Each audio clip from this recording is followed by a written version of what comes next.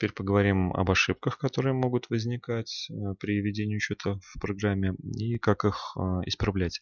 То есть первая ошибка заключалась в чем? Я в документе межрасчетная выплата, когда его формировал, испугался того, что какой-то НДФЛ у меня выскочил в январе. Тогда еще был не вполне в курсе всех этих изменений. Ну и руками уменьшил сумму к выплате на 13%. Да, вот отсюда убрал сам, здесь какие-то суммочки поставил. И затем посчитал документ НДФЛ по сотруднику. Еще раз посмотрю по Рамоновой. То есть вот он у меня тут что-то вывел, то есть я вижу, что по коду 2300 доход есть, нет никакого налога, то есть налог так и не взялся. А по коду 2000 вижу, что есть доход и есть налог, и причем я вижу, что 1919 это точно не 13% от 11 тысяч. То есть программа как-то там попыталась скорректировать то, что мы удалили сумму. То есть к чему это приведет? Это приведет к тому, что при заполнении формы 6 НДФЛ у меня вот такая строчка будет, то есть дата получения дохода 19 число, дата удержания 19, срок перечисления 31 января, доход есть, а суммы нет. То есть это вот некорректная ситуация. Если у меня не было вычетов, которые перекрыли вот этот доход. То есть вот ошибка. Ну, на каком этапе я мог эту ошибку увидеть, если бы делал проверку? Ну, давайте посмотрим. То есть первый отчет по НДФЛ, свод по НДФЛ.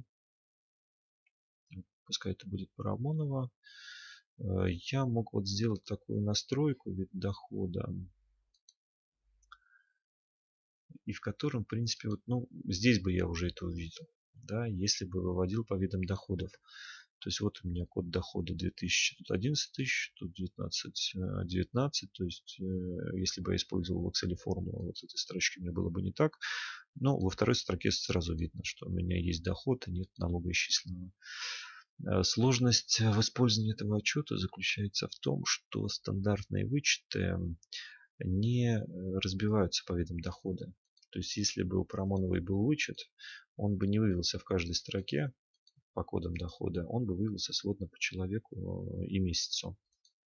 То есть мне тогда было сложно это искать, и такую ошибку я бы не вывел скорее. То есть мне пришлось бы сформировать отчет вот так вот, без вида дохода. А здесь НДФЛ, можно сказать, правильно посчитан. В налоге рассчитанном и удержанном давайте посмотрим за год, чтобы было. Период действия мы выбираем. Документ сформировать. Так, ну и здесь как-то вот более-менее красных фамилий нигде нет. То есть понимать, что вот у меня у Парамоновой какая-то проблема, здесь вот сложно, да.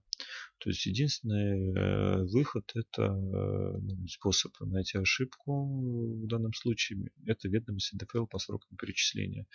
Вот здесь вот я и увижу, собственно, вот эту ситуацию. То есть выбираю вид дохода и сотрудника, нажимаю сформировать и вижу, что вот у меня есть пустая строчка по сотруднику Парамоновой. В сумме налога ничего нет. То есть есть даты заполнены со сроком перечисления, суммы дохода. Вот здесь вот пусто. Ну, как такую ошибку исправлять? То есть надо нам вернуться в этот январь и провести операции с документами НДФЛ и выплата зарплаты. То есть изначально я должен снять проведение документ НДФЛ. Он у меня уже открыт. Сейчас я его закрою. Так. Снимаю с проведения. Иду в документ выплата межрасчетная. Тоже отменяю его проведение. Захожу в него. Так, и здесь у меня какая должна быть ситуация? То есть мне с одной стороны нужно, чтобы появился НДФЛ, а с другой стороны мне нужно, чтобы суммы, которые я выплатил человеку, не изменились. Тут варианты какие? Варианта 2. Можно вывести список на всякий случай. То есть вот у меня в табличке. После этого я нажимаю кнопочку «Обновить». У меня появляется НДФЛ. Я смотрю, что у меня стало с суммами. Изменились они или нет. Ну, суммы остались теми же. Меня это целиком устраивает. Нажимаю «Провести». Вот у меня провелся документ выплаты. Затем я захожу в документ НДФЛ и по товарищу Парамоновой пересчитываю только ее. Так, ну вот я вижу, что у меня по коду 2300 налог удержался за месяц, и по коду 2000 сумма уменьшилась. То есть если я теперь переформирую эту вот ведомость, то у меня уже будет красивая ситуация. Так, ну вот ошибка 1. И вторая ситуация – это ситуация, когда я в документе выплата что-то исправлял в колонке «Удержанный подоходный налог». Либо последовательность ввода моих документов был такой, что эта колонка вообще не заполнилась неправильно, или вот что-то вот произошло. То есть, ну, для воспроизведения такой ошибки я сам руками на закладке «Удержанный подоходный налог» проставил суммы там, в 2 полях, которые являлись некорректными. То есть исчисленный налог у меня в базе правильный. Я это могу проверить по своду НДФЛ. Ну, на втором этапе, когда я буду сравнивать НДФЛ рассчитанный и удержанный, то есть я выбираю там период год, в настройках выбираю вид дохода сотрудник, период действия документ. И вот листая отчет, вижу, что у меня красная фамилия есть. Не совпадает налогоисчисленный и удержанный. Ну, если я буду смотреть, что же у меня не совпадает, то вот как раз таки вижу, что НДФЛ начисленный был в январе 1844, а удержан 1020. А в следующем месяце 1442, удержан 1442. То есть здесь нормально. И вот я понимаю, что у меня в документе выплата что-то пошло не так. То есть я его прямо отсюда могу открыть, зайти в помощник, сделать документ непроведенным и нажать кнопочку «Обновить». То есть у меня поменялась сумма удержанного подоходного налога. Я документ перепровожу, а отчет переформировываю. И, собственно, все у меня пропало. То есть по-хорошему ситуации, когда у меня начисленный налог не совпадает удержанному, быть не должно в отчете. Поэтому таких ситуаций надо избегать. Так, со вторым примером тоже все. Третья ситуация ошибочная связана с излишне предоставленными вычетами. Такое, к сожалению, можно было в программе сотворить, не разобравшись, в каком порядке, как нужно было проводить документы. То есть вот какая, например, у меня последовательность привела к излишним вычетам. Я начислил сотруднице Кузнецовой больничный в январе. Я этот больничный выплатил безрасчетно. При расчете этого документа я не снимал галочку. Устанавливал, точнее, галочку «Не применить стандартные вычеты», у меня они применились. Потом при расчете подоходного налога мне там могли не нравиться суммы. Я мог искать причины, почему так, отменять тот же самый документ выплаты и провести расчет подоходного налога. И сотрудницы могли предоставить свои вычеты. Еще одни. То есть как можно было бы эту ошибку отловить? То есть она в 6 НДФЛ попала бы как само собой разумеющаяся эта сумма и вычеты. То есть там бы я никак не увидел, что что-то не то. Ну, вот только в своде НДФЛ это можно и увидеть. Делаю я с настройками сотрудник месяц.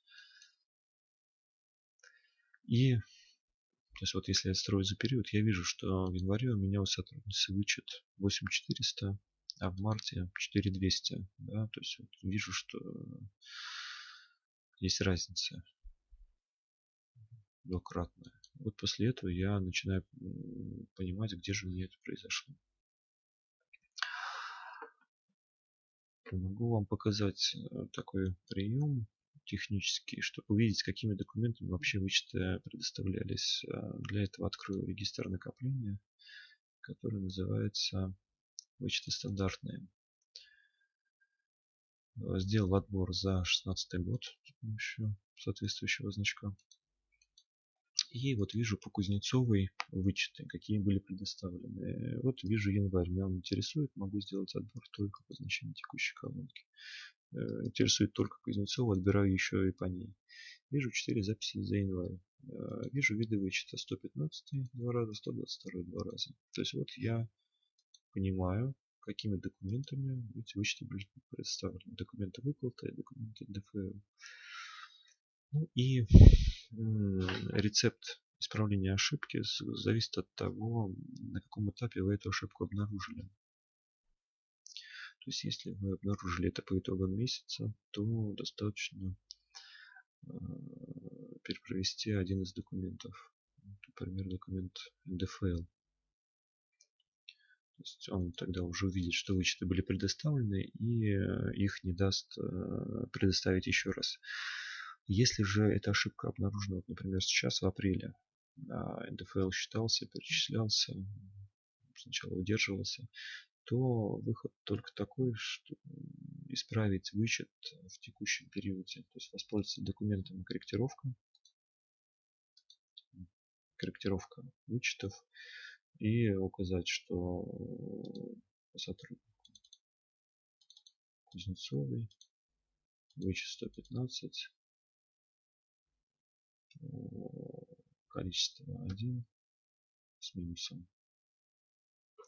То есть этот вычет, корректировка учтется в апреле, и при расчете НДФЛ в апреле произойдет вот это исправление. Так, ну, все остальные варианты ошибок, которые нам попадались на глаза, это вот комбинация вот этих вот трех основных вещей. То есть если какие-то случаи еще будут, то мы как-то об этом дополнительно повестим. Спасибо за внимание. Удачной вам сдачи этого непростого отчета.